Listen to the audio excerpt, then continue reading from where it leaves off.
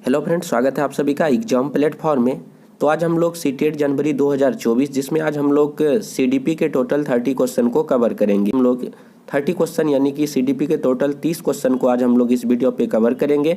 तो सबसे पहले आप लोग एग्जाम प्लेटफॉर्म पे नए हैं तो आप लोग एग्जाम प्लेटफॉर्म को जरूर सब्सक्राइब कर लीजिए। तो चलिए देखते हैं आज का क्वेश्चन। तो देखिए क्वेश्चन है आपका, जैविकीय डैश योग्यताएं जैसे कि चलना डैश के माध्यम से हासिल हो सकती है। उसके बाद है जैविकीय डैश योग्यता जैसे कि लिखना के लिए डैश की आवश्यकता होती है। जैसे कि जैविकीय जो योग्यता है मतलब इसमें आपको बताना कि प्राथमिक या द्वितीय है। जैसे कि चलना का जो मतलब कि कोई बच्चा जैसे चलना सीखता है तो वह जैविक को जो है पहला मतलब कि प्राथमिक परिवेश होगा या सेकेंडरी होगा। तो उस तरह से यहाँ जो ऑप्शन के अनुसार आप लोग जब पढ़ेंगे तो यहाँ पे देखिए ऑप्शन ए में पढ़ेंगे तो आप लोग प्राथमिक और परिवेश के साथ अनंतदायी अंतःक्रियाएं और द्वितीयक स्पष्ट अनुदेशन। जैसे कि देखिए जैविकीय प्राथमिक योग्यता है जैसे चलना परिवेश के माध्यम से हासिल हो सकती है। जैसे कोई बच्चा चलता है तो वह प्राथमिक है और चलना जो है परिवेश के माध्यम से उसे हासिल होता है। जो वहाँ का वातावरण होता है, माहौल होता है, उसके अनुसार बच्चे क्या होता है चलना सीखता है। उसके बाद जैविकीय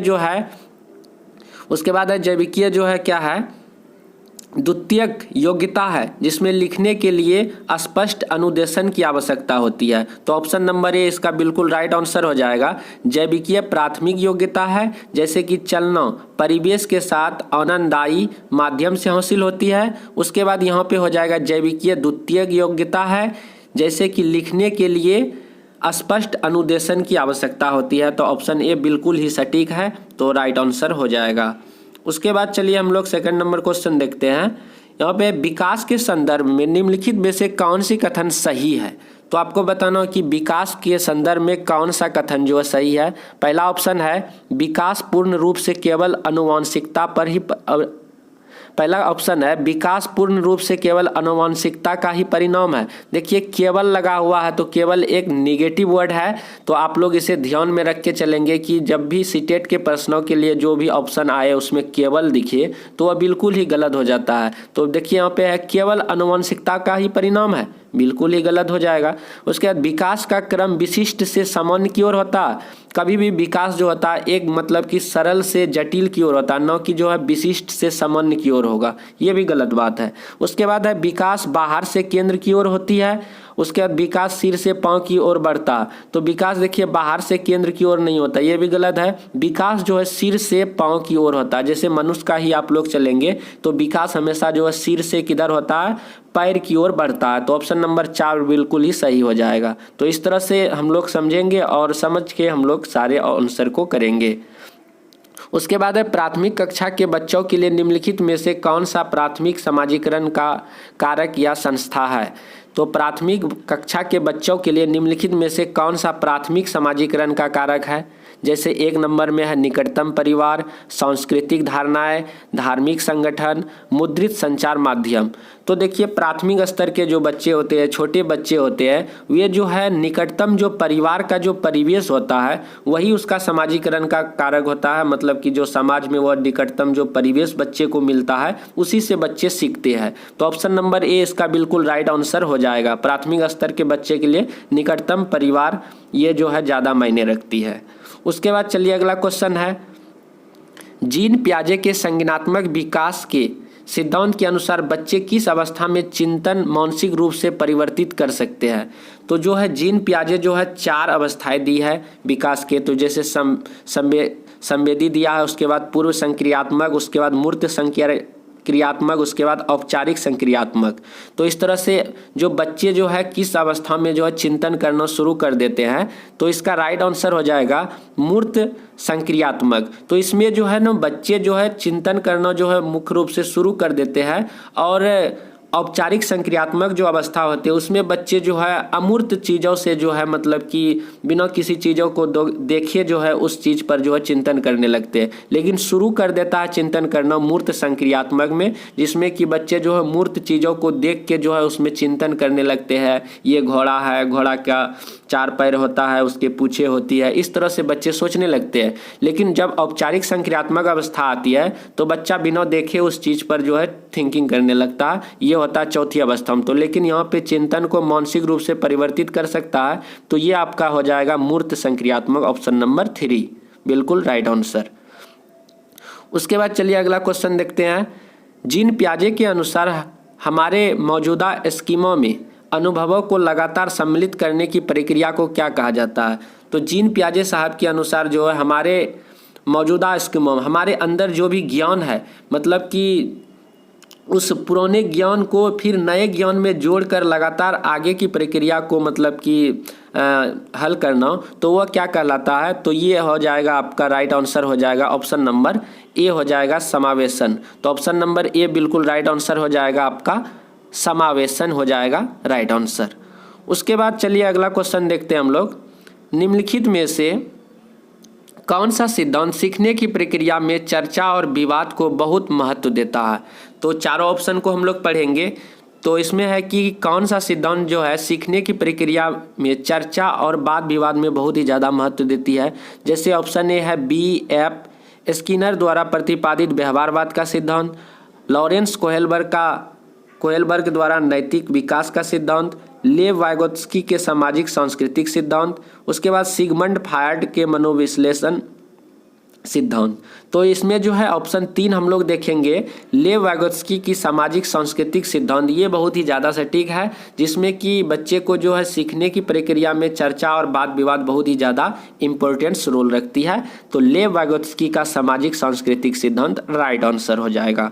उसके बाद अगला क्वेश्चन है, एक विद्यार्थी को किसी सवाल से जूझते देखकर, मतलब कोई स्टूडेंट है और वह सवाल में फंस रहे हैं, तो उनकी अध्यापिका उस सवाल की भाषा को सरल करने के लिए कुछ संकेत देने का निर्णय लेती है। जैसे बच्चे किसी सवाल में फंस रहे हैं तो उसे जो पढ़ा रहे हैं शिक्षक या शिक्षिका, तो उस बच्चे को कुछ संकेत देती है, कुछ हिंट्स देती है कि मतलब कि बाबू तुम ऐसे करो वैसे करो।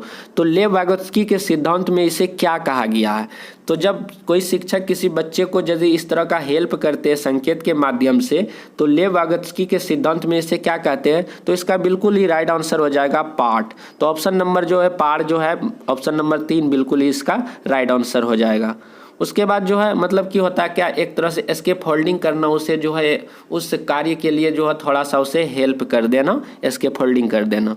उसके बाद देखिए अगला क्वेश्चन है, लॉरेंस कोहेलबर्ग ने बच्चों एवं वयस्कों में नैतिक तर्क का मूल्यांकन के लिए किसका उपयोग किया है? लॉरेंस कोहेलबर्ग ने बच्चों एवं वयस्कों में नैतिक तर्क का मूल्यांकन के लिए किसका उपयोग किया है? परिकल्पित स्थितियों का, कागज कलम आधारित परीक्षा का, चित्रकला का, रिपोर्ट कार्ड्स का। तो जैसे ऑप्शन को आप लोग यदि ये क्वेश्चन नहीं भी देखे होंगे, नहीं भी पढ़े होंगे, तो रिपोर्ट कार्ड्स बहुत ही हद तक नहीं लग रहा, चित्रकला नहीं लग रहा उतना सटीक, कागज कलम आधारित परीक्षा ये भी उतना अच्छा नहीं लग रहा, लेकिन परिकल्पित जो स्थितियाँ हैं तो ये बहुत हद तक लगता है हम लोग बिना पढ़े यदि मारेंगे तो इस ऑप्शन को हम लोग सही कर सकते हैं। तो लॉरेंस कोहेलबर्ग ने बच्चों एवं वयस्कों में जो नैतिक तर्क का जो मूल्यांकन किया है तो किसके उपयोग के द्वारा? परिकल्पित स्थितियों के द्वारा, मतलब एक तरह से कल्पना के द्वारा। उसके बाद चलिए अगला क्वेश्चन देखते हैं, रचनावाद का समर्थन करने वाले किसे महत्व देते हैं? जो रचनावाद मतलब कि समर्थन क्रिएटिव गुण के जो भी बच्चे होते हैं उसको समर्थन करने के लिए आप लोग किसे महत्व देंगे या किसे महत्व देते हैं? जैसे बाल केंद्रित पाठचर्या को, उसके बाद सांस्कृतिक रूप से अनुत्तरदायी शिक्षण शास्त्रीय प्रविधियों को, व्यक्तिगत भिन्नता अनदेखा करने को। देखिए अनदेखा है, वैसे भी ये नहीं हो जाएगा। चिंतन अभिसारी है, अपसारी रहता तो कोई बात, लेकिन अभिसारी है मतलब छोटा चिंतन, ये भी नहीं होगा। लेकिन जहाँ आपको बाल केंद्रित देखिए, बाल केंद्रित जो है एक तरह से पॉजिटिव वर्ड का काम करता है। तो सीटेट में जहाँ भी आप लोगों को बाल केंद्रित वर्ड दिखाई पड़े तो वे बिल्कुल ही मतलब कि आप लोग के जो है उस ऑप्शन पे आप लोग जा सकते हैं। 99% आपका जो है चांस हो जाते हैं कि सही होने का। तो रचनावाद जो होते हैं क्रिएटिव गुण के जो भी बच्चे होते हैं वे बाल केंद्रित मतलब कि होते हैं। तो इस तरह से बाल केंद्रित पाठचर्या को जो है ज़्यादा महत्व देते हैं। तो इस तरह से ऑप्शन नंबर ए बिल्कुल राइट आंसर हो जाएगा।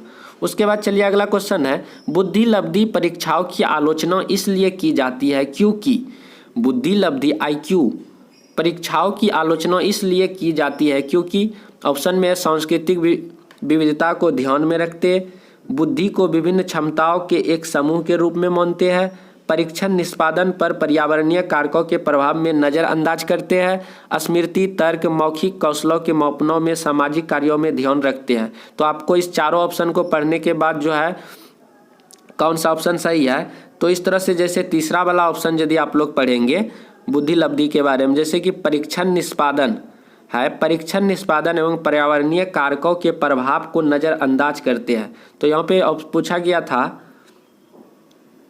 कि बुद्धि लब्धि परीक्षणों की आलोचना इसलिए की जाती है क्योंकि वह जो है परीक्षण निष्पादन पर्यावरणीय कारकों के प्रभावों को नज़रअंदाज करते हैं, इसलिए जो है इसकी आलोचना की जाती है। तो ऑप्शन नंबर 3 बिल्कुल ही राइट आंसर हो जाएगा।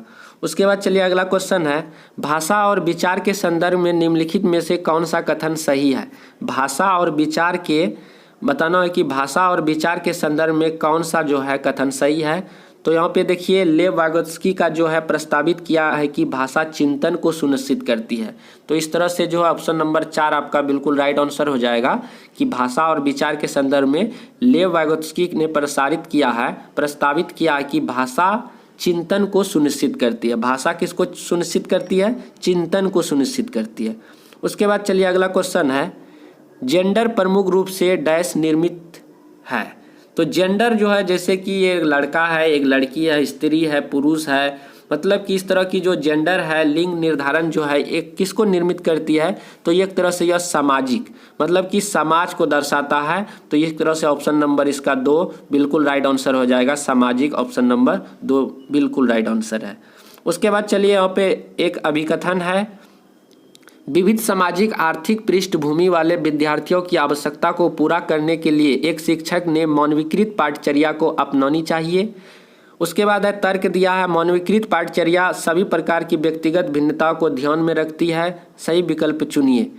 जैसे कि देखिए यहाँ पे मानवकृत बात आई है यहाँ पे, तो मानवकृत एक तरह से नेगेटिव वर्ड के तरह काम करता है। तो आप लोग इसे ध्यान में रखेंगे सीटेट में कि देखिए यहाँ पे एक शिक्षक मानवकृत पाठचर्या को अपनानी चाहिए, ऐसा नहीं करना चाहिए। मतलब कि एक ऐसा मतलब कि पाठचर्या को अपनाना चाहिए जिससे सभी बच्चा का उसमें जो है क्या हो, मतलब कि उसमें निदान निकल सके, सभी बच्चा को हेल्प मिले। तो यहाँ पे मानवकृत पाठचर्या है, तो इस तरह से ये गलत है। और मानवकृत पाठचर्या सभी प्रकार के व्यक्तियों की भिन्नता को ध्यान में रखती है, बिल्कुल ही नहीं रखती है। तो इस तरह से ये दोनों ही गलत है, मतलब ए भी गलत है और आर भी गलत है, अभिकथन भी गलत है और तर्क भी गलत है। तो ऑप्शन नंबर 4 पे हम लोग जाएंगे, दोनों ही गलत है क्योंकि मानवकृत वर्ड है। उसके बाद देखिए रचनात्मक आकलन, रचनात्मक आकलन हम लोग कैसे करेंगे या कैसे किया जाता है? जैसे कि सत्र के अंत में किया जाता है। उसके बाद है कि केवल मानवकृत परीक्षणों के माध्यम से किया जाता है। जैसे मानवकृत आप लोग देखें तो ये तो बिल्कुल ही गलत हो गया। समुचित शिक्षण अधिगम प्रक्रिया के दौरान किया जाता है, केवल एक विशिष्ट, देखिए केवल, ये तो बिल्कुल ही गलत हो जाएगा, केवल लगा हुआ है। सत्र के अंत में किया जाना चाहिए, ये भी गलत हो जाएगा। उसके बाद देखिए ऑप्शन नंबर 3 पे आप लोग चलेंगे, समुचित शिक्षा अधिगम प्रक्रिया के दौरान, जो हम लोग के सीखने सिखाने की जो पूरी प्रक्रिया हम लोग जो करेंगे उसके समुचित दौरान जो है हम लोग क्या करेंगे, रचनात्मक कार्य का जो है मतलब कि उसमें आकलन हम लोग कर सकते हैं। तो इस तरह से ऑप्शन नंबर 3 बिल्कुल राइट आंसर हो जाएगा। समुचित शिक्षण अधिगम प्रक्रिया के दौरान किया जाता है रचनात्मक आकलन। उसके बाद चलिए अगला क्वेश्चन है, अगला क्वेश्चन है आपका, निम्नलिखित में से कौन सा उपागम के द्वारा विद्यार्थियों में समालोचनात्मक चिंतन को बढ़ावा देने की संभावना है? निम्नलिखित में से कौन से उपागम में? जैसे ऑप्शन है बंद अंत वाले आधारित प्रश्न, ये बिल्कुल ही गलत हो जाए। बंद अंत वाले हो गया कि किसी भी क्वेश्चन के लिए एक हल होना, तो लेकिन बच्चे को यदि किसी भी क्वेश्चन के लिए एक से अधिक हल यदि सिखाया जाए तो वे ज़्यादा इम्पोर्टेंट रखता है। उसके बाद ये तो गलत हो जाएगा। परिकल्पना के विकसित करने में विद्यार्थियों का सहयोग देना, परिकल्पनाओं को विकसित, जैसे कोई बच्चा कोई थिंकिंग कर रहा है, कोई सोच रहा है, तो उस चीज़ को विकसित करना ये ज़्यादा इम्पोर्टेंट रहता है। तो इस तरह से ये बहुत हद तक अभी सही जा रहा है। चलिए अगला भी पढ़ते, अभिसारी चिंतन, ये तो गलत हो जाएगा, अपसारी रहता तो कोई बात बनती। उसके बाद है केवल, केवल मतलब ये गलत। तो इस तरह से परिकल्पनाओं को विकसित करना, जो भी बच्चा कुछ सोच रहा, थिंकिंग कर रहा है, कुछ क्यूरियोसिटी है, उसके अंदर जिज्ञासा है, तो उसे हम लोग बढ़ावा देना चाहिए। तो इस तरह से ऑप्शन नंबर 2 बिल्कुल ही राइट आंसर हो जाएगा। देखिए ऑप्शन को पढ़ के ही हम लोग क्वेश्चन कर सकते हैं। जैसे आप लोग क्वेश्चन पढ़ेंगे और चारों ऑप्शन यदि आप लोग अच्छे से समझ गए, पढ़ लिए, तो आप लोग जो है सीटेट आराम से निकाल सकते हैं हंसते खेलते। इसमें कोई बड़ी बात नहीं है सीटेट पास करना। उसके बाद चलिए अगला क्वेश्चन है, अनुसूचित जनजाति जैसे एसटी के विद्यार्थियों को समावेशन को सफल बनाने के लिए यह महत्वपूर्ण है। जैसे अनुसूचित जाति जनजाति होती है तो उस तरह के जो उस कैटेगरी के जो भी विद्यार्थी है उसमें समावेशन सफल बनाने के लिए क्या महत्वपूर्ण है।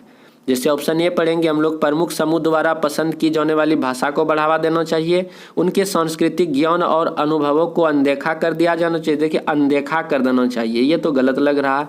उसके बाद देखिए उनकी अपनी स्थानीय भाषा में बनाई गई शैक्षिक सामग्रियों को उपलब्ध करवाया जाए। उसके बाद विद्यार्थियों और उनके समुदाय के बीच सामाजिक दूरी कायम रखी जाए। सामाजिक दूरी कायम नहीं रखी जाए, ये तो गलत बात है। उसके ऑप्शन 3 हम लोग जाएंगे, उनकी अपनी स्थानीय भाषा में बनाई गई शैक्षिक सामग्रियों को उपलब्ध कराया जाए। जो भी अनुसूचित जनजाति के विद्यार्थी है, समावेशन मतलब होता है क्या, सभी को जो है समान शिक्षा देना। तो उस तरह से उसकी जो स्थानीय भाषा उसमें समग्र मतलब शैक्षिक सामग्रियों को उपलब्ध कराया जाए, ये बहुत ही हद तक सही है और सटीक है। तो ऑप्शन नंबर 3 बिल्कुल ही राइट आंसर हो जाएगा। उसके बाद चलिए अगला है, डिसलेक्सिया की से ग्रसित विद्यार्थी। एक मतलब कि डिसलेक्सिया है, उसमें जो ग्रसित विद्यार्थी है तो उसमें क्या होता है, जैसे कि लंबे निबंध लिखने के लिए बहुत उत्सुक होते हैं, ये गलत बात है। बहुत विकसित शब्दावली का प्रयोग करते हैं, ये भी गलत है। पठन सामग्री को बहुत आसानी से समझते हैं, ये गलत है। पढ़ने के लिए अनुच्छिक हो जाते हैं, तो इस तरह से जो है पढ़ने के लिए जो क्या होते हैं, अनुच्छिक होते हैं, मतलब कि पढ़ नहीं पाते। डिसलेक्सिया से जो ग्रसित स्टूडेंट होते हैं वे किसी भी क्वेश्चन को अच्छे से, किसी भी चीज़ को पढ़ नहीं पाते हैं। तो ऑप्शन नंबर 4 बिल्कुल ही राइट आंसर हो जाएगा। तो ऑप्शन नंबर 4। उसके बाद अगला क्वेश्चन है, निम्नलिखित में से दृष्टिबाधित विद्यार्थियों के समावेशन में कौन सा बाधक बनता है। जो अंधे बच्चे होते हैं, अंधे स्टूडेंट होते हैं, तो उन्हें जो है मतलब कि उसकी जो समावेशन जो पढ़ाई के लिए क्या चीज़ बाधक होती है। जैसे रिकॉर्डिंग की गई मतलब श्रव्य सामग्री, तो जो भी बच्चे अंधे होते हैं तो उससे यदि रिकॉर्डिंग करके सुनाया जाए तो वह तो बहुत अच्छा है, तो उसके लिए मतलब किया है। उसके बाद ब्रेल लिपि वाली पुस्तक, ये भी अच्छी है, उसके हित के लिए है। दृश्यात्मक सहायक सामग्री में मौखिक विवरण और जो भी देखने वाली वस्तु है उसे जो है सुना के बता दिया जाए, ये भी अच्छी है। उसके बाद लिखित या मुद्रित सामग्री, इसमें फंसता है। जैसे कि कोई अंधे बच्चा, दृष्टिबाधित बच्चे है तो वह लिखा हुआ और मुद्रित छपी हुई चीज़ को वह नहीं पढ़ पाएगा, तो ये बिल्कुल ही सही हो जाएगा ऑप्शन नंबर 4। तो क्या बाधक होती है, लिखी हुई या मुद्रित सामग्री को वो अच्छे से नहीं पढ़ पाते हैं। तो ऑप्शन नंबर 4 बिल्कुल ही आसानी से आप लोग टिक कर सकते हैं। तो कितना मतलब कि बहुत ही सरल है। तो चारों ऑप्शन को पढ़ने के बाद ऑटोमेटिक वैसे ही क्वेश्चन का आंसर निकल जा रहा है। उसके बाद चलिए अगला क्वेश्चन, निम्नलिखित में से क्या ध्यानाभाव एवं अति सक्रियता विकार से संबंधित है। निम्नलिखित में से क्या ध्यानाभाव एवं अति सक्रियता के विकार से संबंधित है। तो इसमें हम लोग देखेंगे उच्च अवधान अवधि, दृढ़ आवेगशीलता। तो देखिए यहाँ पे उसके बाद है निम्न स्तरीय क्रियाशीलता, उसके बाद सुनने के लिए विस्तारित धैर्य। तो ऑप्शन नंबर ये जो है दृढ़ आवेगशीलता जो है, ये जो है ध्यानाभाव एवं अति सक्रियता विकार से संबंधित है। तो इसे आप लोग ऑप्शन नंबर 2 को टिक कर सकते हैं। उसके बाद है प्रतिभाशाली बच्चे की एक प्रमुख विशेषता है। तो देखिए प्रतिभाशाली बच्चे की प्रमुख विशेषता, जो भी प्रतिभाशाली बच्चे होते हैं, अच्छे बच्चे होते हैं, तो वे जो है उसकी विशेषता क्या होती है, प्रतिभाशाली बच्चे की विशेषता क्या होती है आप लोगों को बताना है। जैसे कि आईक्यू में यदि हम लोग देखें तो प्रतिभाशाली बच्चे जो है 140, उससे जो है जो भी 140 आईक्यू मतलब कि इससे जो अधिक होते हैं वे सारे बच्चे प्रतिभाशाली बच्चे होते हैं, गॉड गिफ्टेड बच्चे होते हैं। तो इस तरह से प्रतिभाशाली बच्चे की आईक्यू यदि पूछा जाए कभी क्वेश्चन में तो 140 प्लस हो जाती है उसकी आईक्यू। तो प्रतिभाशाली बच्चे की क्या लक्षण होती है, उच्च स्तर की बौद्धिक क्षमता होती है, रचनात्मक कमी होती है। देखिए रचनात्मक, जो भी उच्च प्रतिभाशाली गॉड गिफ्टेड बच्चे होंगे उसमें रचनात्मक कमी नहीं होती है, गलत बात है। बाधित संप्रेषण कौशल होती है, ये भी गलत बात है। दूसरों के विचारों का नकल करते, ये भी गलत बात है। मतलब कि उसमें जो है उच्च स्तर की हाई मतलब कि लेवल की उसके जो है माइंड मतलब कि बुद्धि पाई जाती है। तो हाई लेवल की बुद्धि पाई जाती है, तो उच्च स्तर की बौद्धिक क्षमता उसका राइट आंसर हो जाएगा। उसके बाद चलिए अगला क्वेश्चन देखते हैं हम लोग। तो यहाँ पे अभिकथन दिया गया है एक शिक्षक को विषय वस्तु को पढ़ाने के लिए उसे सम्बद्ध एवं संगठित तरीकों से प्रस्तुत करना चाहिए। सही बात है, एक शिक्षक को विषय वस्तु को पढ़ाने के लिए उसे संबद्ध जो भी सारी सामग्री है उसे अच्छे तरीकों से प्रस्तुत करना चाहिए। सीखना एक निष्क्रिय प्रक्रिया, ये तो गलत है। सीखना यहाँ पे तर्क जो बता रहा है, सीखना एक निष्क्रिय प्रक्रिया, बिल्कुल ही गलत है। सीटेड में हमेशा जो है निष्क्रिय वर्ड दिखे तो वो आपका जो है निगेटिव वर्ड होगा, वहाँ पे सक्रिय यदि रहता तो ये आपका तर्क बिल्कुल ही सही होता।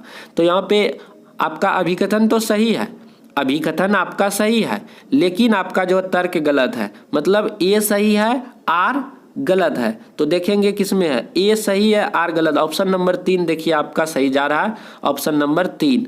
तो ऑप्शन नंबर 3 आपका बिल्कुल सही हो जाएगा। अभिकथन सही है लेकिन तर्क गलत है क्योंकि निष्क्रिय लगा दिया है। यदि सक्रिय रहता तो बात कुछ और बनती।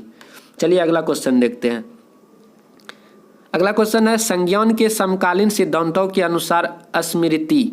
संज्ञान के समकालीन सिद्धांतों के अनुसार स्मृति, तो इसमें निर्माण करने की सक्षम लेकिन विवेचना करने में असक्षम, ये गलत हो जाएगा। निर्माण एवं विवेचना करने दोनों में सक्षम, देखिए दोनों में सक्षम, तो इस तरह से ऑप्शन नंबर 2 बिल्कुल ही राइट आंसर हो जाएगा। संज्ञान के समकालीन सिद्धांतों के अनुसार स्मृति क्या है, जो कि निर्माण और विवेचना दोनों करने में सक्षम होती है स्मृति। उसके बाद अगला क्वेश्चन है आपका, विद्यार्थियों द्वारा ज्ञान के निर्माण को बढ़ावा देने के लिए एक विद्यालय को शिक्षण शास्त्रीय प्रविधियों को बढ़ावा देना चाहिए। क्वेश्चन है विद्यार्थियों द्वारा ज्ञान के निर्माण को बढ़ावा देने के लिए एक विद्यालय को डैश शिक्षण शास्त्रीय प्रविधियों को बढ़ावा देना चाहिए, जैसे बाल केंद्रित, परीक्षा केंद्रित, शिक्षक केंद्रित, पाठ्यपुस्तक केंद्रित। तो आप लोगों को बताए थे कि बाल केंद्रित वर्ड जहाँ भी दिखे तो वो पॉजिटिव वर्ड काम करता है सीटेट में। तो बाल केंद्रित जैसे 4 ऑप्शन में आपको बाल केंद्रित दिख गया, तो आप लोग जो है उसको टिक करेंगे और 99% आपका जो बिल्कुल ही सही जवाब हो जाएगा। तो ऑप्शन नंबर 1। तो शिक्षार्थियों को जो है उसके ज्ञान के निर्माण को बढ़ावा देने के लिए विद्यालय में हमेशा बाल केंद्रित, मतलब बच्चे किस तरह से, बच्चे की सीखने की क्या लेवल है, किस क्षेत्र, उस क्षेत्र की बच्चे किस मतलब कि कैसे है, उसकी जो उसके अनुसार बच्चों के अनुसार पढ़ाया जाना चाहिए। तो इस तरह से बाल केंद्रित सही हो जाएगा। उसके बाद चलिए अगला क्वेश्चन है, निम्नलिखित में से अधिगम दिशा निर्देशों के लिए कौन सा सार्वभौमिक अभिकल्प का हिस्सा नहीं है। निम्नलिखित में से अधिगम दिशा निर्देश के लिए कौन सा सार्वभौमिक अभिकल्प का हिस्सा नहीं है। तो इस तरह से सहभागिता के बहुविध साधन, भेदभाव के बहुविध तरीके, प्रतिनिधित्व के बहुविध साधन, अभिव्यक्ति के बहुविध साधन। तो इसमें ऑप्शन जो है दूसरा जो यदि हम लोग देखेंगे भेदभाव के बहुविध साधन, तो इस तरह से ये बिल्कुल ही मतलब कि नहीं होगा। तो ये आपका ऑप्शन नंबर 2 बिल्कुल ही सही जवाब हो जाएगा, भेदभाव के बहुविध तरीके। तो इस तरह से इसका राइट आंसर ऑप्शन नंबर 2 हो जाएगा। उसके बाद अगला क्वेश्चन है आपका, निम्नलिखित में से किसके द्वारा समस्या समाधान को बढ़ावा दिया जा सकता। निम्नलिखित में किसके द्वारा समस्या समाधान को बढ़ावा दिया जा सकता है। तो अनुरूपता चिंतन, कार्यात्मक स्थिरता, प्रतिक्रियाओं का समुच्च, अभिसारी चिंतन। तो इस तरह से किसके द्वारा जो समस्या को जो बढ़ावा दिया जा सकता है, तो अनुरूपता का चिंतन। तो ऑप्शन नंबर 1 जो है आपका अनुरूपता का चिंतन के द्वारा किसी भी समस्या समाधान को आप लोग निपटा सकते हैं, उसके हल कर सकते हैं।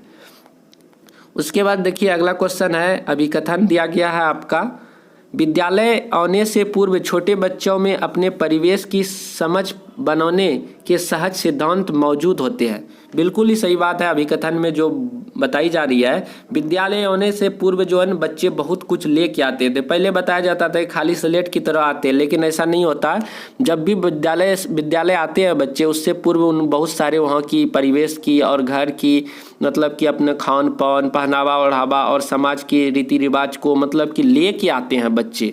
तो इस तरह से उसके बाद तर्क दे रहा कि इस प्रकार की समझ पूरी तरह से अतार्किक है और इनको अनदेखी कर देनी चाहिए।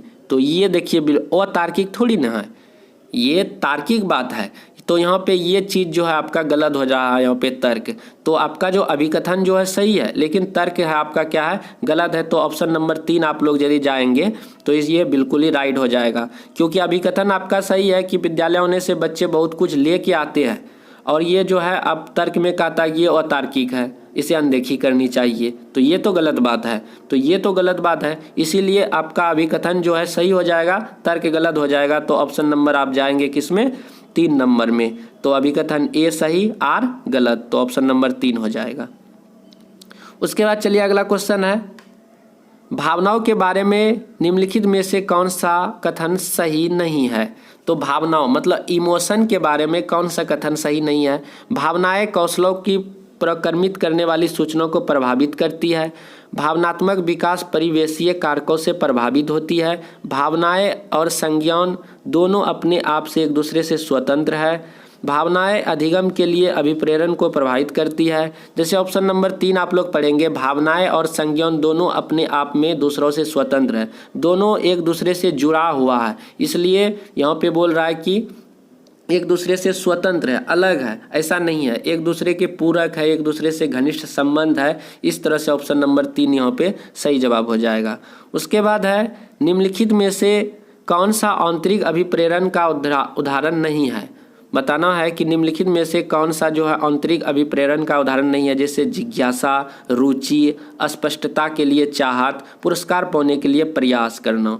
तो इसमें से पुरस्कार वर्ड आप लोगों को जहाँ पे दिखे तो पुरस्कार देना किसी को, तो इस तरह का वर्ड जो एक निगेटिव वर्ड के तरह सीटेट में काम करता है। तो यहाँ पे उदाहरण नहीं, नहीं का भाई नहीं, तो जिसमें यहाँ पे नहीं लगा हुआ तो नहीं का ऑप्शन भी आपका नहीं में होगा। तो पुरस्कार पाने के लिए प्रयास करना, तो पुरस्कार, तो ये आपका राइट आंसर हो जाएगा 4था नंबर, क्योंकि यह निगेटिव वर्ड है।